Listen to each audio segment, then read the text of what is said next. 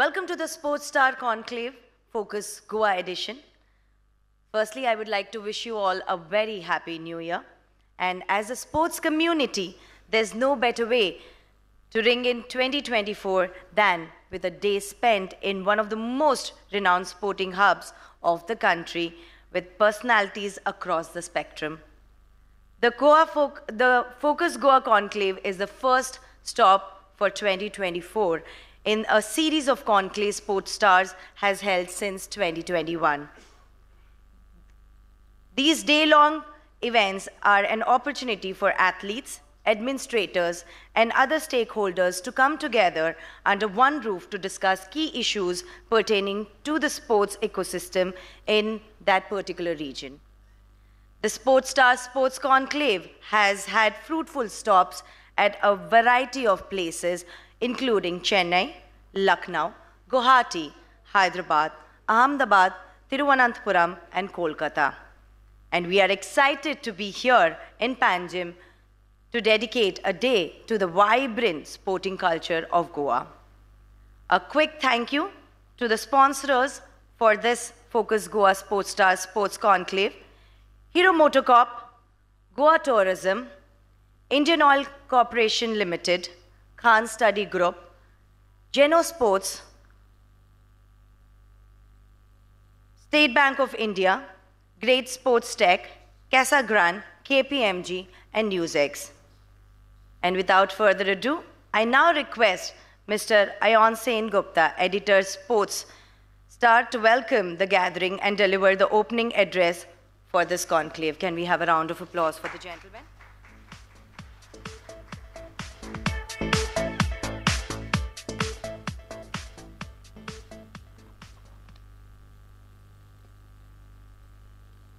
Friends, it's wonderful to be in the land of sun, sea, and sports, Goa. On behalf of Sportstar and the Hindu Group, I welcome all of you to the first ever Sportstar Sports Conclave Focus Goa. Sportstar, India's oldest sports magazine, celebrated its 45th birthday in June 2023. And for these 45 years, we have been a constant companion of Indian sports, sharing the joys and heartbreaks of our athletes. Tennis legend Billie Jean King had once said, "A champion is afraid of losing, everyone else is afraid of winning." And today's India is not afraid of anyone and is rightly claiming its place as a world leader. Our athletes too have shed their inhibitions and are regularly besting the best in the world, flying the tricolor high at every corner of the globe in almost every sport.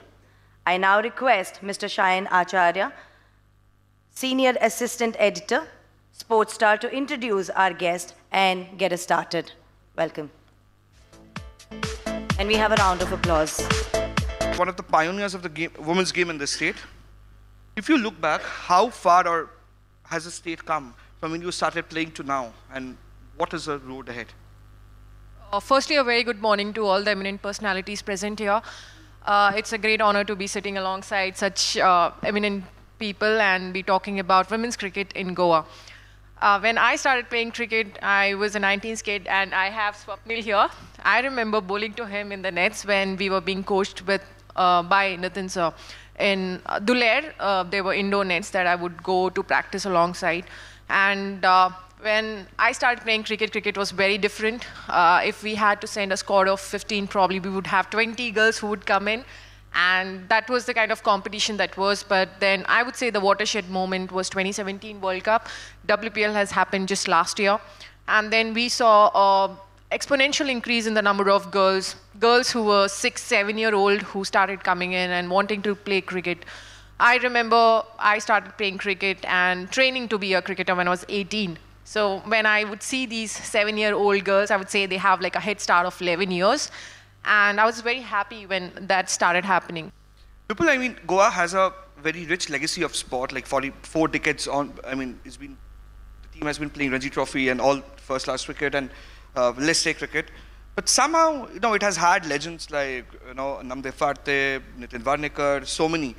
But then, what went wrong that it's been 45 years or 42 years, the trophy cabinet in Ranji Trophy is still empty? Like, what do you think is a factor?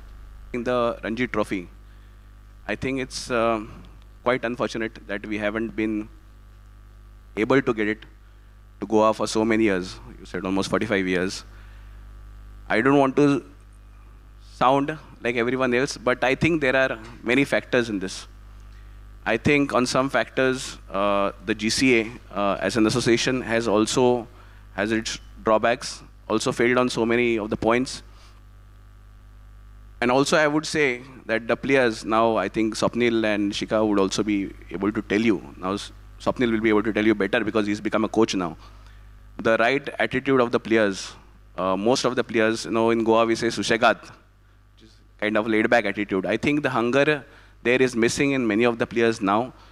I would say during Swapnil's time, the players were a little bit more dedicated than what they are right now, and right now the attitude is quite changing. I would say there are many opportunities for these players and there is a lot of exposure given to these players. So I think the players need to be a little bit more hungry for the opportunities, and their final aim should not be just playing the Ranji Trophy, should be eventually playing India. Vipul obviously talks about talent and how it needs to be done. You are working at the under-23 level. That's the grassroots. First of all, good morning to all. Well, it's a mixture of both, I would say. See, talent is always there, but to nurture it and but at the same time, it's, I would say, both should go hand in hand.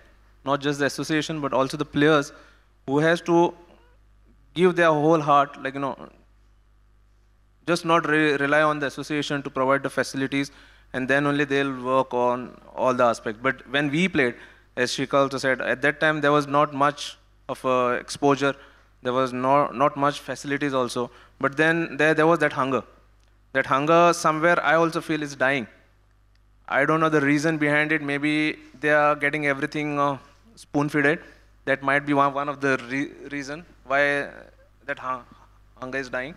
But ultimately it's up to individual, I feel, that they have to make sure, because sport is something where the career is not that big. It's hardly 8 to 10 years, max to max. Or maybe one of the best players will go on to play for another 5 more years, maybe 15 years. But as a player, one has to think that this 10 years has to be fully dedicated to the sport. You can't play around with anything else.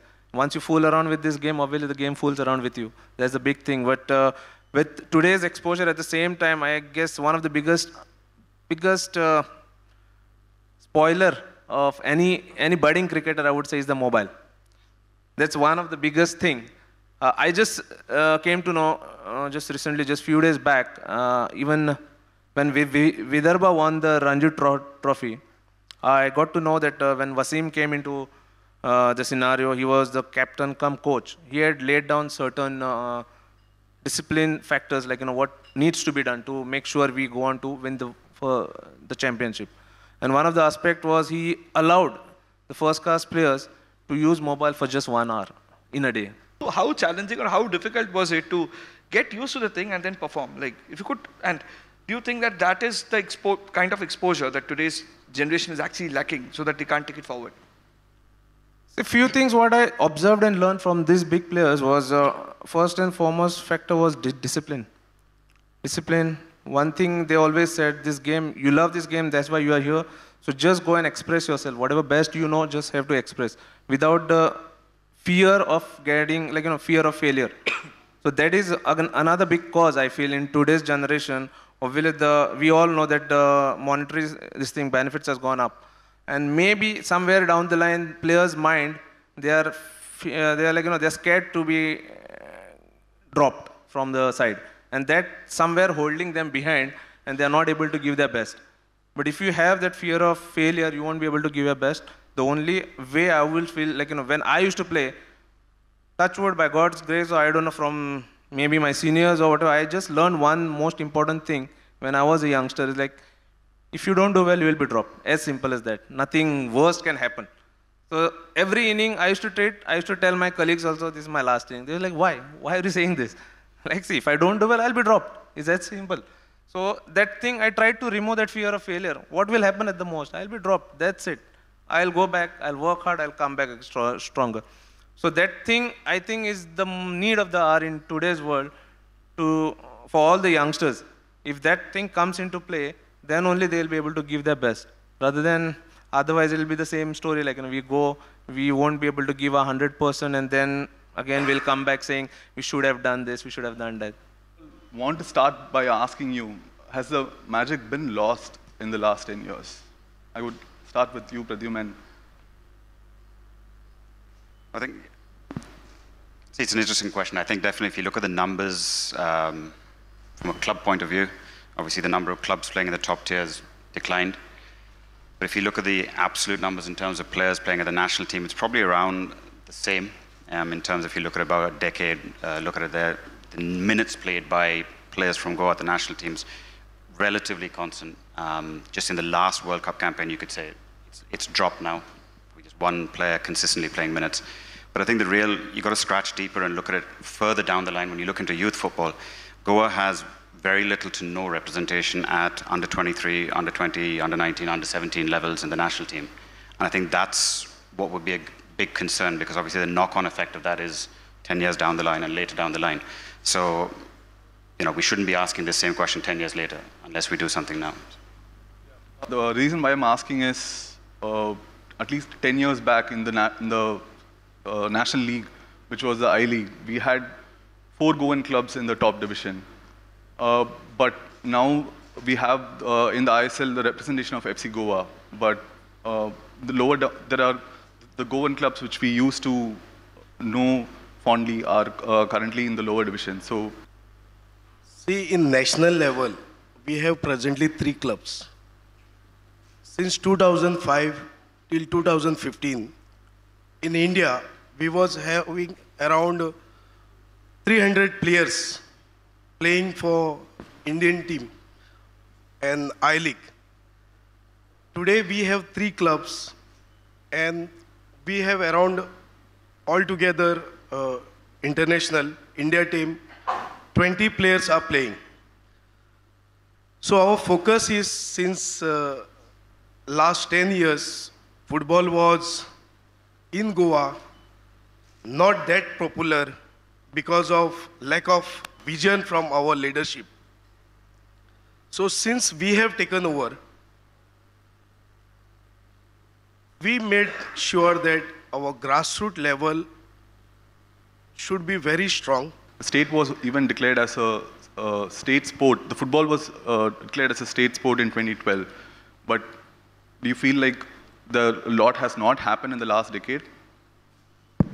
Yes, I think when withdrawal of some of the top clubs from Goa, from the I-League, before the ISL could take place, and now plenty of football is being played here. Maybe the schools, the football association, the age group tournaments are going on. But they will go to a certain level. Beyond that, earlier there were, any player who was trying to get into that, there were so many clubs. That platform was there, and that platform is missing today here. Except Churchill Brothers in the I-League, now FC Goa is part of it. Where is the product of the players will go? That's the question mark. Of course, they can go rest of the country, but then depends on the player's pathway, where he decides to go. Best of the players, somehow we see him disappearing from the field. It's because that's one of the reasons. If Goa comes back to that level of the more teams coming back again to the I-League level at least, I think more number of players can play and the charm can come back. And that's what I'm looking for.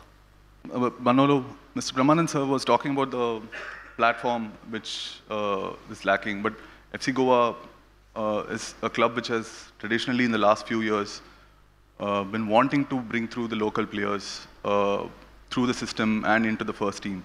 And as a first team coach who was joined the club the last summer, how important is it for you as a coach to stick to this ideology? Hello, good afternoon. It's a pleasure for me to be here. It's a difficult thing for me to speak about it because, I'm not from India. It's my only 4 years here in the country.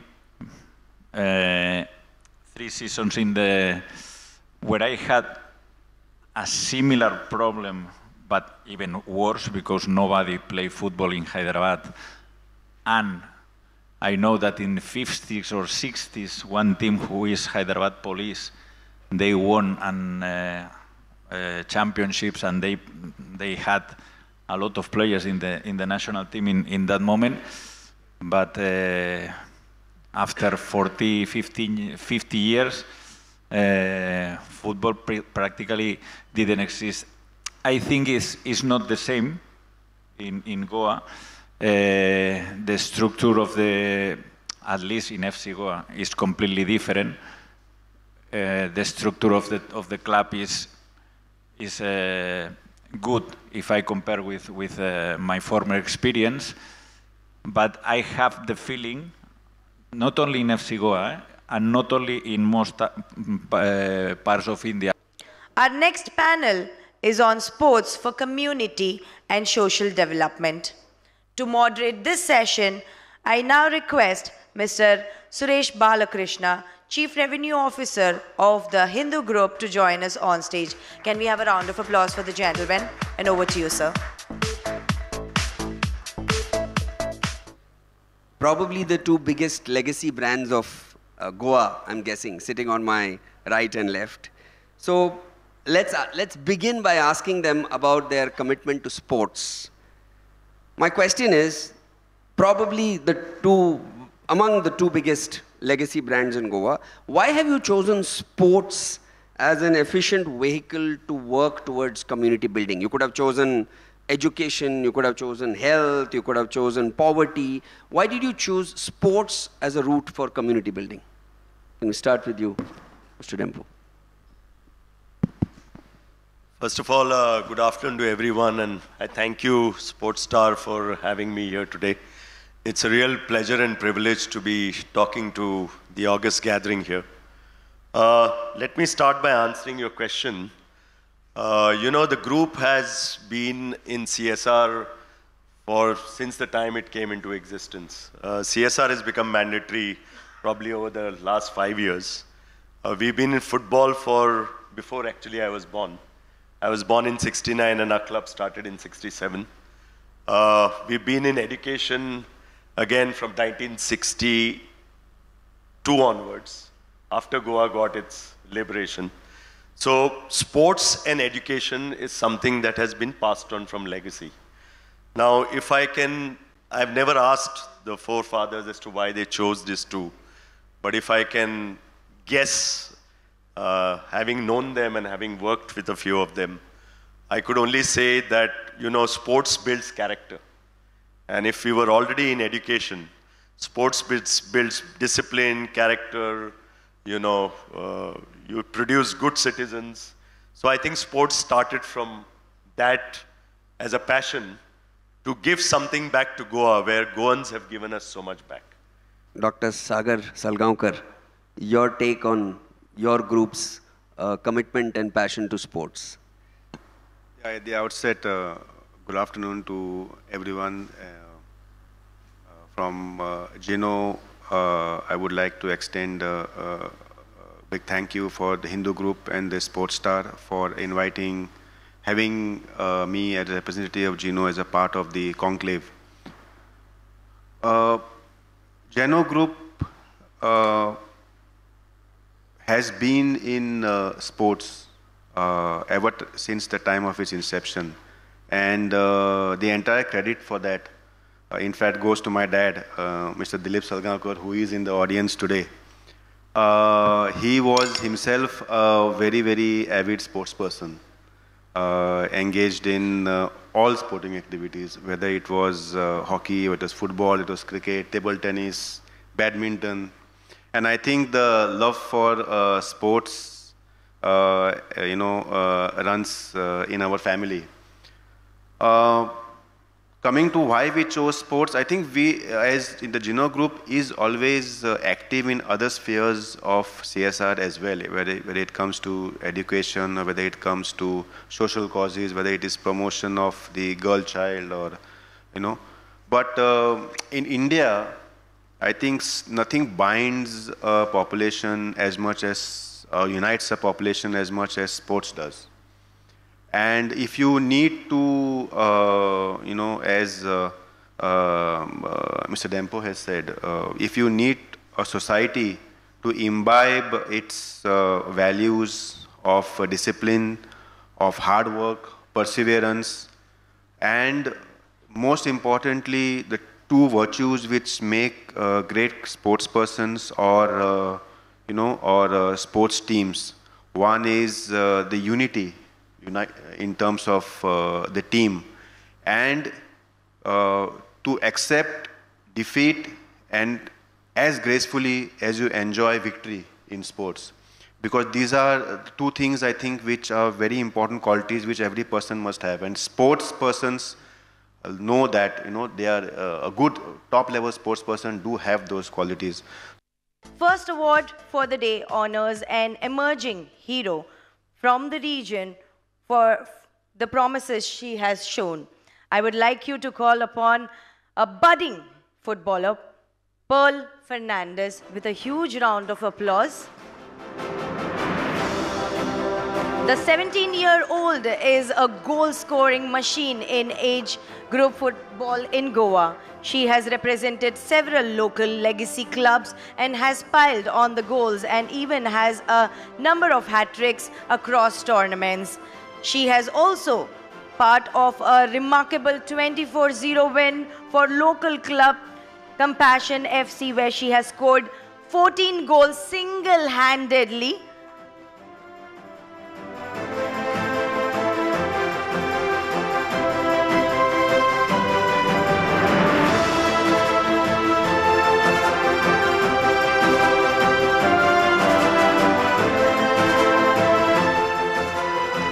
And now, without further ado, I would request Sir to kindly take a moment and share some thoughts with us.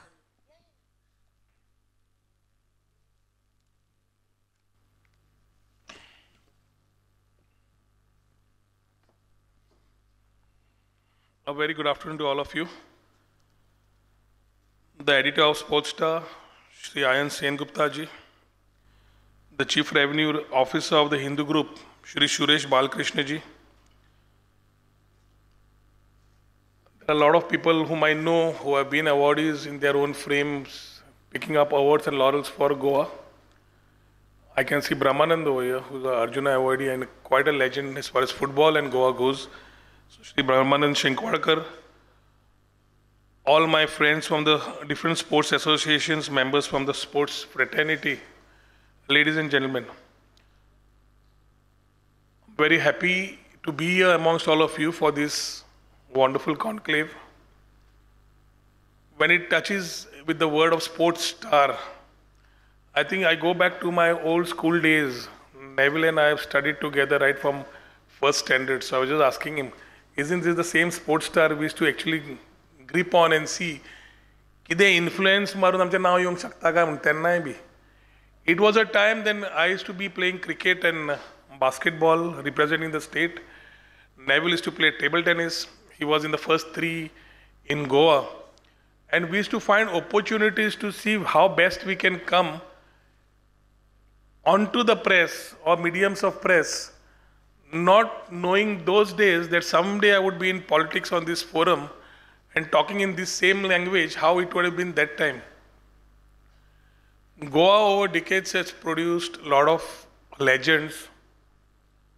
And I always say that sports, although we Goans are very talented. When Pearl came here, and she wouldn't hold a mic this time, but I'm pretty sure the next time she'll pick up the mic from you. Because we have this particular talent which we have showcased throughout the world, whether it's music, art, sports, in various forms. I think if Brahmanand was in today's scenario playing the same football he played those days, I think he would have been a world player somewhere, out of India, out of Goa, playing for some countries there. We follow European football, we know what it is, we talk about things, we talk about following these things because smartphones have made our life more easier. We follow sports, we follow people. And so if I talk about football again, Cristiano Ronaldo is one of the most liked fellow with 7 or 8 million followers and whatever you have in that. But come back to Goa, I think here I am today to talk about Goa as a sports tourism destination, which we still feel people talk need to be discovered. Personally, this is my third term, and over the last 3 terms as a opposition or ruling, we have ensured that the youth get a drive. We are today moving between technology and people with ground activities. And it's very important for us to ensure that there is a level playing opportunity for everybody. And most of these, our people as players, come from villages. So Goa over last few years, whether it has been Lusophonia Games, whether it has been national games, it has been trying to put its infrastructure in place in its own domain, the way we could actually look at sports. We never spoke about sports tourism. So sports was one department, tourism was one department, technology was one department. And end of the day, Goa becomes a preferred destination to get your holidays right. You come to Goa to have a pleasant stay. Because there are a lot of creativity and a lot of things happening by default in a state like Goa with its pristine beaches. So when this government came in, we started talking about what opportunities we can. And I can today say that we are not talking only about the sun, sand and sea. Today we are going beyond the beaches, so we are coming with a hashtag of Goa Beyond Beaches. In this competitive part of the country where the Prime Minister is moving very aggressively to place Bharat in a different position, it becomes a responsibility for all of us to start re-looking at the whole mode of what we have been doing as states.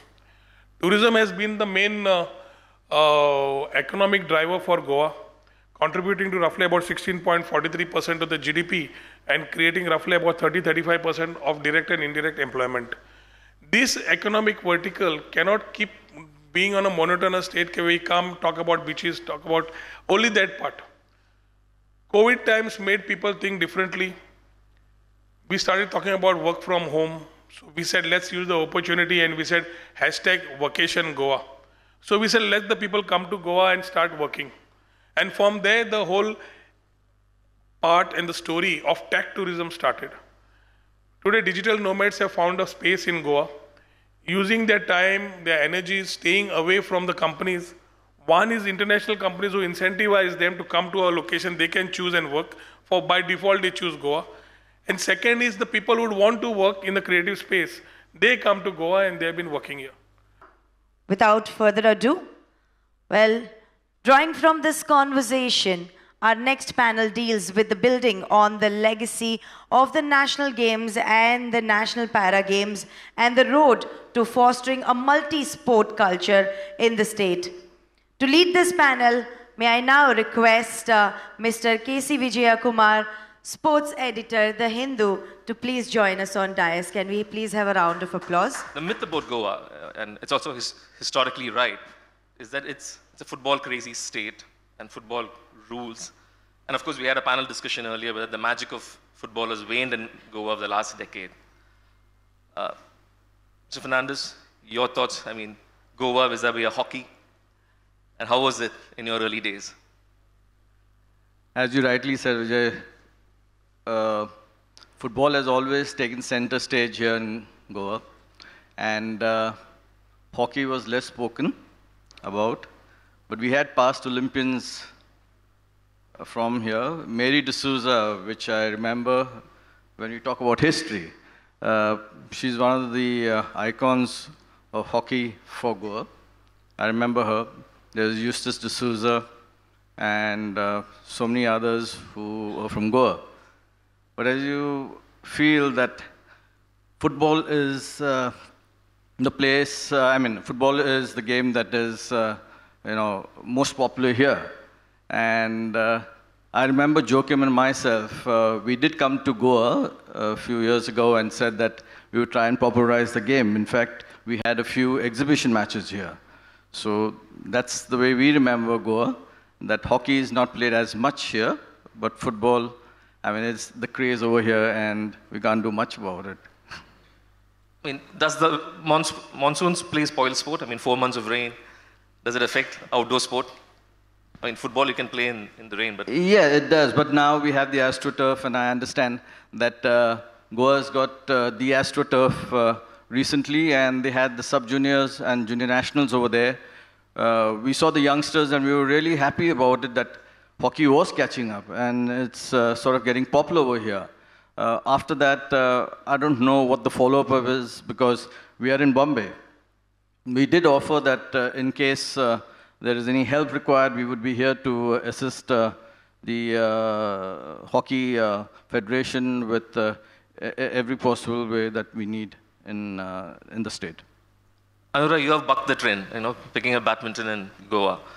Was there ever a temptation to kind of relocate to Bangalore or Hyderabad, considering they are the powerhouse of badminton? You have Gopichand in Hyderabad, Prakash Padukone and Vimal in Bangalore. Was there any temptation to relocate or? I started playing badminton when I was 6 years old. I started from Goa. I'm very lucky that I got the support from my parents and my coaches at the right time in Goa. So when I was 12 years old, and I got a call from Prakash Padukone Academy, and I went there. It was my 9th standard, I guess. In Goa, the culture is studies, I feel. Like when you get in 10th standard, people like parents and even teachers in your school, they will be like, focus on your studies. But I was playing at my best in Goa.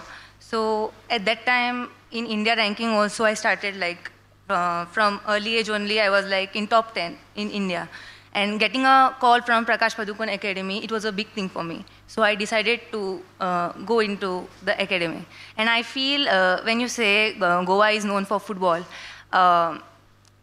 picking up badminton, it was something I feel I am very grateful that I picked up badminton. When I was in 5th standard, I was really good in fitness. So and that time, like, I didn't have anybody to look up to, like in badminton as a career to take. Like what nowadays young kids know that, okay, there is a future, Saina or Sindhu, they are doing really well. And even the sponsorship is there, like they will get jobs from Indian Oil or corporates or railways, or like we have many opportunities, like even sponsorship is there. So during that time, when I was in 5th standard, like swimming and boxing coach, they were like, you come into our sport, like Talasha Prabhu was there in swimming. So, but I was of the opinion that if I will do something in badminton, I want to do it in badminton only, like whatever I will do, so that when I will grow old, like I went on to become India #1 in seniors. So I think I have achieved little bit my best, I think. Are you okay with infrastructure here and the existing infrastructure vis-a-vis badminton in Goa? I think because of national games, badminton, I will say we have the best of the facilities in Goa of international standards. And we have held national level of tournaments also in Goa. So I think it is up to the players, and we have Khelo India Center also in Goa. Swimming, badminton, and table tennis is taken care, like till 18 years of age, since last 2 years, I think. So I think nowadays, from 13 to 18 years, kids are getting even national level of tournament exposure. So I think what you said, the exposure part, I think it is up to government also to, they are also supporting, but they should support also in the international level of tournaments, I feel that. Daryl, I mean, you have the sea and the waves and stuff, but is it adequate enough, or do you need much more, as a windsurfer? To be honest, I would say we need much more. Just to mention the fact that in 2018, my sister Katya and I were the first Goans to ever represent at the Asian Games. And we just recently won the National Games gold medal. So we've done all of this with the most minimal amount of foreign exposure and coaching, of which 90% has been generated through our own resources. And if we could do all of this with just the minimum, with the bare minimum, there is so much more that we could do if we get a lot more support. So just to put some things into perspective, that a huge, a little bit of contribution came from the association for the national games. Given the fact that we were medal prospects, and Goa being the host nation for the national games, it was a very big event for us to try and win. And we got new sets of equipment, which is something that's very, very important I can't speak for other sports, but at least for windsurfing, the equipment plays a big role in your performance on the water. And so with the new equipment that came in after quite a few years of trying to procure it, we were able to now take part with it and put it to good use by winning the event. Yeah, so far so good, but we do need much more. Tell me something, how does Goa stack up against places like, say, Chennai, Mahabalipuram, Kovalam, Mangalore in Karnataka, in terms of the surfing experience, in terms of the infrastructure? I would not limit the options to just national states, but I've been around the world competing for more than a decade now, and I've been to various places, and I can strongly suggest that Goa is one of the best places that I have sailed in, not only because I am from here, but just being able to access the waters, the conditions that we have here for the sport, and basic accessibility it's just one of the best places that you can be in to train and to get your level up to international standards. Could you say something about your sister's journey? Yeah. I mean, events like this are platforms for athletes to, I think, speak up a bit, for them to get a bit of limelight. And for a long time, sailing has not had that because it's not as televised as other sports like football and cricket, obviously.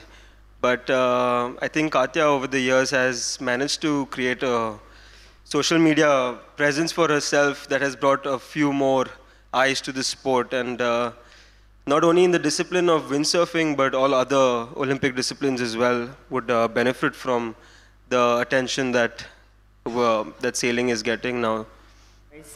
Our next panel deals with the very same, on how both the new and old can be harnessed to make Goa the new age sports hub of India. To lead this panel, may I please request Mr. Prashant Shantakumaran, partner KPMG India, to please join us on stage. Can we have a round of applause for the gentleman? Good to get everybody's opinion on one or two things that need to be done at a broad level to build sports in India. Maybe Ashwin, you want to start off? Thank you for having me here. There's two things about creating a sports hub. One is to create iconic sporting events that define the place as a sports hub.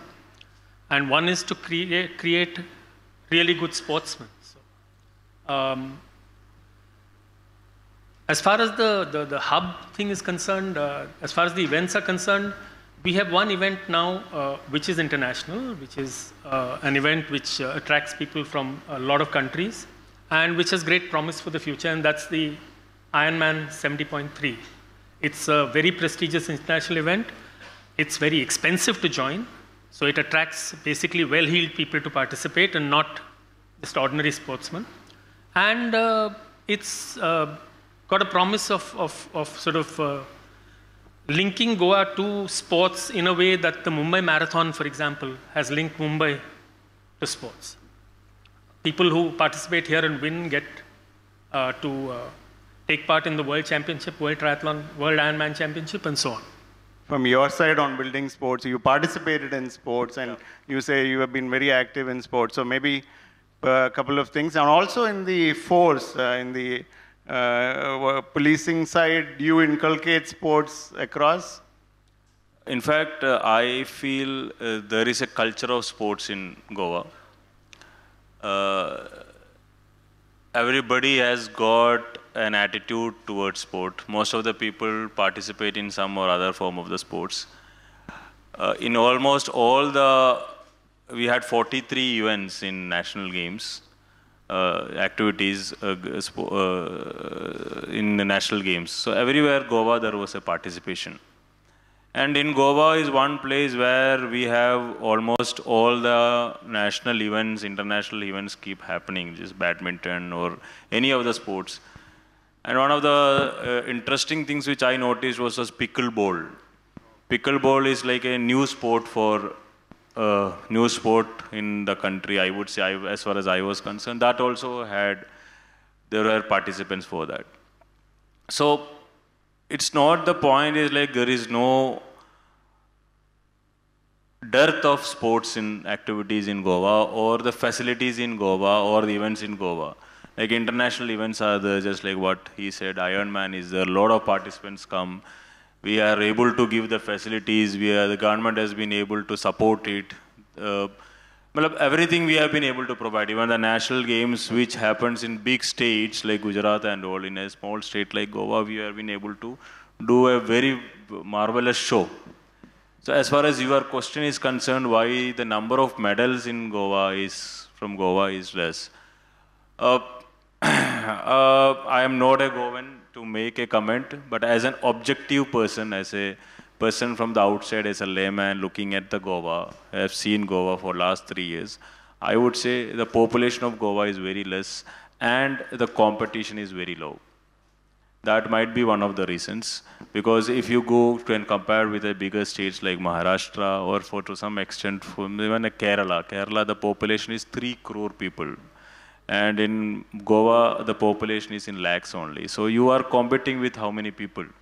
From a CEO perspective, I think everybody was talking about football, and everybody connects Goa with football, and obviously you are the CEO for FC Goa, which is very popular and successful club.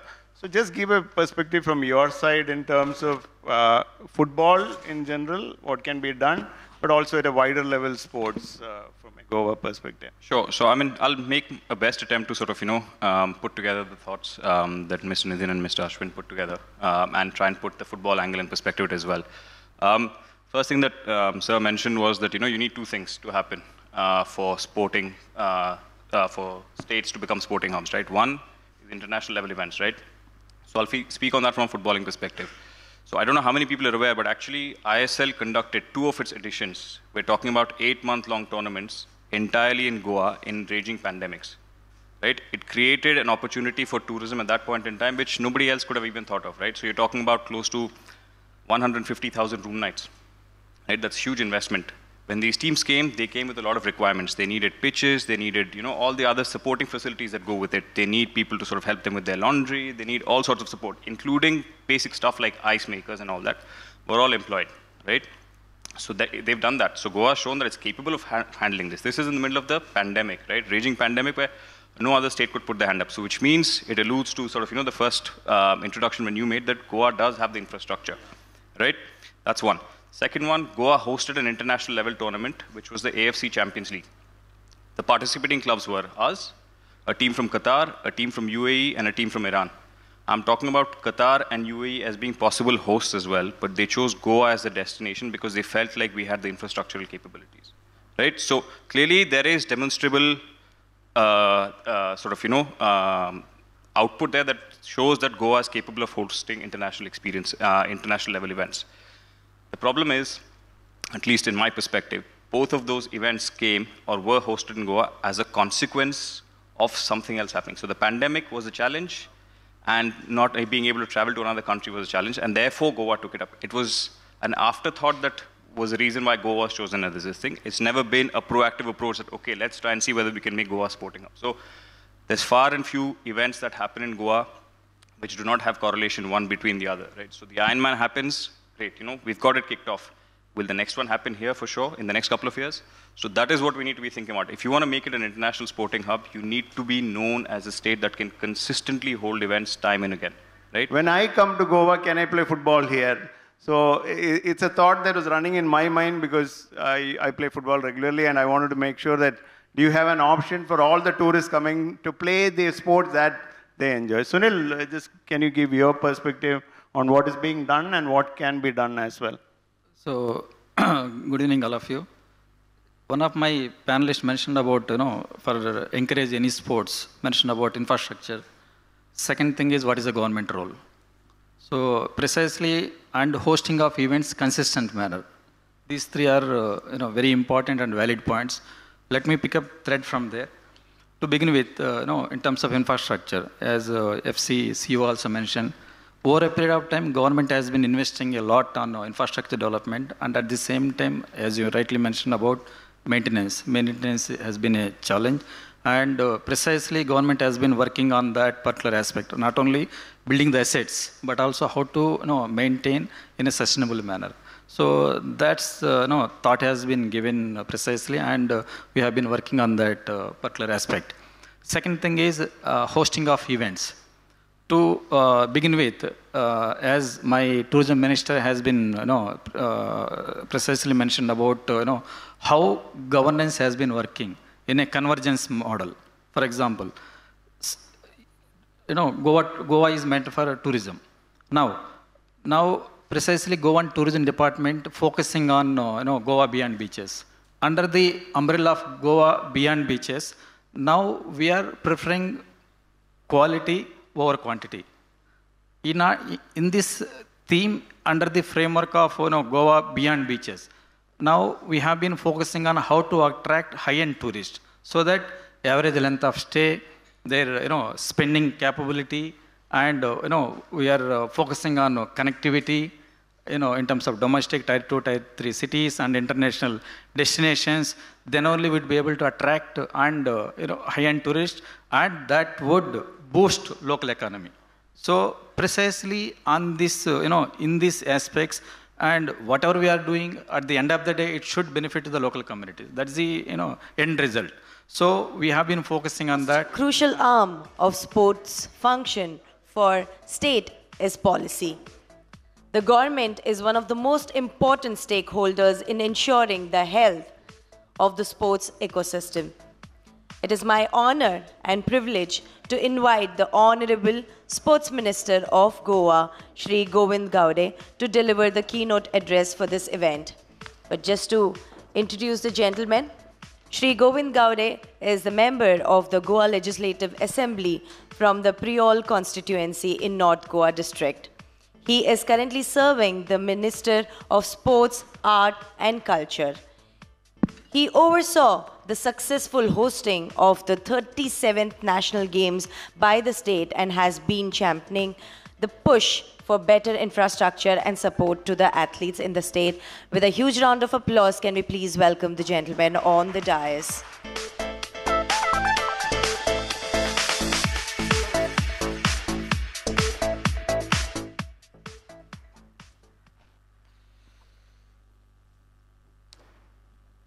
A very good evening to ladies and gentlemen. First of all, I'm very much thankful to the Sportstar for organizing this sports conclave in the state of Goa, which is taking the sports to the next level, as we have organized the 37th National Games Goa 2023. I was just listening to the panelist regarding the sports culture, how we want to develop the sports, what is the role, and the last question which has been come from the audience regarding there is a lot of equipments which has been brought up in the state of Goa for successful organization of the national games, and whether our infrastructure which has been created is put in place or it is in useful for the athletes or not. But before I start, I will just say that in the state of Goa, I am very much thankful to the each and every the sports person who has given the inputs at the right time. Can we please give another round of applause as we have Mr. Ashish Nehra here with us. And like I said, the veteran sports journalist, Mr. Vijaya Lokapalli is also here. Can we have a huge round of applause, ladies and gentlemen?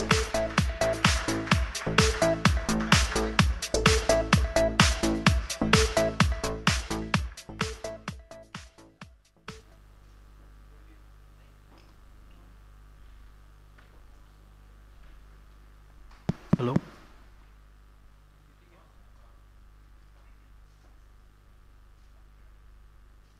Good evening, everyone. Honorable Sports Minister, my colleagues, and some esteemed sportsmen in the audience. I don't have to introduce the gentleman on my right. We have seen him perform for India, win matches, especially the 2003 World Cup game against England is still vivid. And we had a conversation that evening. It was one unforgettable day. And Ashish has been my Delhi mate, but now he's a Goan. I don't know how many of you would know that he now lives in Goa, and he's been here for the last 7 years. Welcome, Ashish. We have met and spoken so many times in Delhi, but first time in Goa. Now, how do you, what would you say about your experience in Goa so far? You've been here for almost 7 years. Good evening, everyone. It's been great, and like you just mentioned that I have moved 7 years back, but before that, Goa is a place I've been coming for good 20 years, 25 years. But yeah, last 7 years, no complaints, have been fantastic. I don't spend that much time here, I would love to. As much time as I can, I'll try to spend here with family commitment and all that. But it has been great place, and less traffic.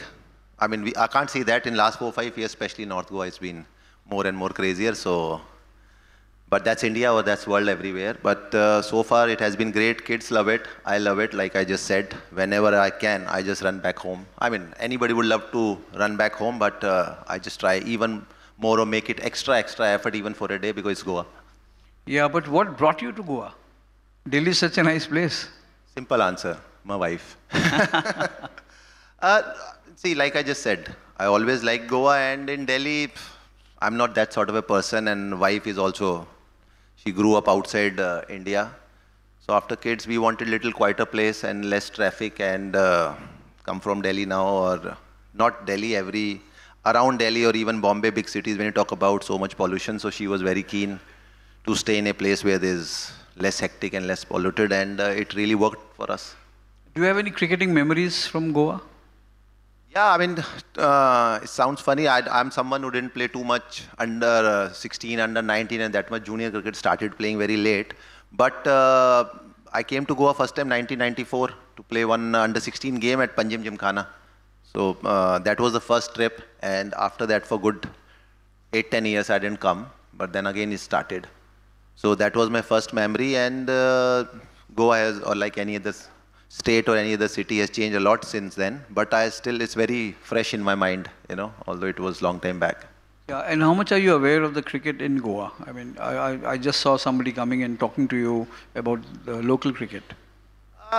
Not that much, to be very honest, with my commitments and all that, although my house is next to GCA, Porvarim, which is a lovely ground.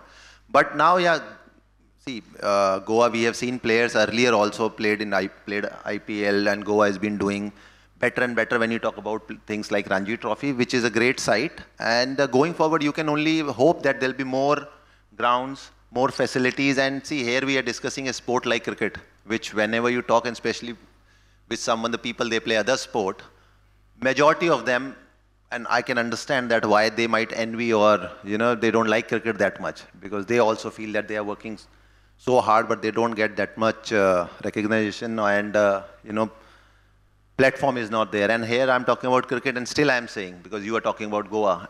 But again, I'm very hopeful that going forward, things will get better. There are grounds. And again, in the end, I'm a firm believer that if there's a will, there is a way. And that comes from the sports person himself, or, you know, either he or she, whatever you're talking about. We can't say that, you know, infrastructure is not there. That's why players are not coming in any sport. Our Honorable Chief Minister of Goa, Dr. Pramod Sawant, could not make it here. He was not able to be present here with us in person due to some last-minute schedule issues. But he has graciously sent us a video message to be with us in the spirit as we discuss the working of sports in the state. Well, we would like all of you to kindly have a look at the video. Magazine का स्पोर्ट्सस्टार conclave जो गोवा में आयोजित हो रहा है, मैं आप सभी मान्यवर का जो सभी स्पोर्ट्स पर्सन और स्पोर्ट्स कैटेगरी के सभी लोग यहाँ पे आए हैं, उनका बहुत बहुत मैं स्वागत करता हूँ। खास करके स्पोर्ट्स एडिटर आयन सेन गुप्ता जी, आपने मुझे एक्चुअली इस इवेंट में बुलाया था लेकिन मैं आ नहीं सका, इसलिए आप लोगों को वर्चुअली एड्रेस कर रहा हूँ। आप सबका फिर एक बार गोवा में इस सन सैंड एंड सी में मैं आपका बहुत बहुत स्वागत करता हूँ। आप लोग हमेशा के लिए गोवा टूरिज़्म के लिए जाना जाता है। मुझे लगता है कि in future Goa will also known for the sports. हमने गोवा में लास्ट साल बहुत सारे डिफरेंट नेशनल और इंटरनेशनल एक्टिविटी यहाँ पे ऑर्गेनाइज किए। खास करके नेशनल गेम्स जो हाल ही हमने आयोजन किए थे, इस आयोजन में हमारे माननीय प्रधानमंत्री नरेंद्र मोदी जी यहाँ पे उद्घाटन के कार्यक्रम पे आए थे। पूरे देश भर में से 10,000 से ज़्यादा स्पोर्ट्स पर्सन यहाँ पे सहभागी हुए। ढेर सारे 43 डिसिप्लिन्स इसमें खेले गए। मुझे बहुत ही मुझे उत्साह के साथ मुझे कहने के लिए बहुत अच्छा लग रहा है कि पहली बार गोवा जैसे छोटे राज्य के लिए इस आयोजन का मौका मिला। और इस आयोजन के बहुत बड़ा आयोजन हमारे स्पोर्ट्स मिनिस्टर, बाकी सभी team, IOC, Indian Olympic Association, इन सभी ने मिलके बहुत बड़ा आयोजन किया था। और मुझे गर्व है कि इस नेशनल गेम्स में पहली बार हमें 92 मेडल्स प्राप्त हुए। गोवा का यानी इस आयोजन के लिए पूरे सभी जितने सारे पार्टिसिपेंट आए थे, इन सभी लोगों ने वाह की, गोवा की तारीफ की और गोवा के आयोजन के लिए हमेशा के लिए जाने जाएंगे। माननीय प्रधानमंत्री नरेंद्र मोदी जी स्पोर्ट्स के बारे में, फिटनेस के बारे में बोलते वक्त fit India, skilled India, inclusive India की बात हमेशा करते आए हैं। और मुझे लगता है कि फिट इंडिया का ये नारा यानी हमेशा के लिए स्पोर्ट्स के थ्रू ही आगे बढ़ सकता है। फिट इंडिया, स्किल इंडिया और इंक्लूसिव इंडिया की बात हम जब करते हैं तो जो स्पोर्ट्स यानी मैदान में खेले जाते हैं वही सबको और ख़ास करके यूथों को फिट रख सकते हैं। माननीय प्रधानमंत्री नरेंद्र मोदी जी ने माय भारत पोर्टल लॉन्च किया है, mybharat.gov.in। आप सभी लोग रजिस्टर्ड होंगे ही, नहीं हुए तो फिर एक बार इस साइट पे जाके देखो। और माय भारत पोर्टल के लिए युवा और स्पोर्ट्स, युवा और करियर, इनके बारे में ढेर सारे एक्टिविटीज़ के बारे में हमेशा के लिए बोलते हैं। और स्पोर्ट्सस्टार जैसे मैगजीन मुझे लगता है कि माय भारत के लिए प्रमोट करना बहुत ही ज़रूरी है। Read out the Hindu and Sportstar website so that you will get to know what has happened in this day-long session. And there are partners who helped us in a big way. My sales team, who made it possible to get this list of long sponsors. So thank you, sales team, and thanks to my Chief Revenue Officer, my boss here, who's present here, Suresh, for all the support extending to us for this event. Also the event manager, the Hyperlink, the media team, which is 15, the media team, 1573 Media, who helped us. Steeler, thank you for all the support. So great event like this was possible only in the city of Goa. Thank you for the people of Goa who are present here. Thank you so much. Good day all. For more such videos, subscribe to the NewsX YouTube channel, hit the bell icon.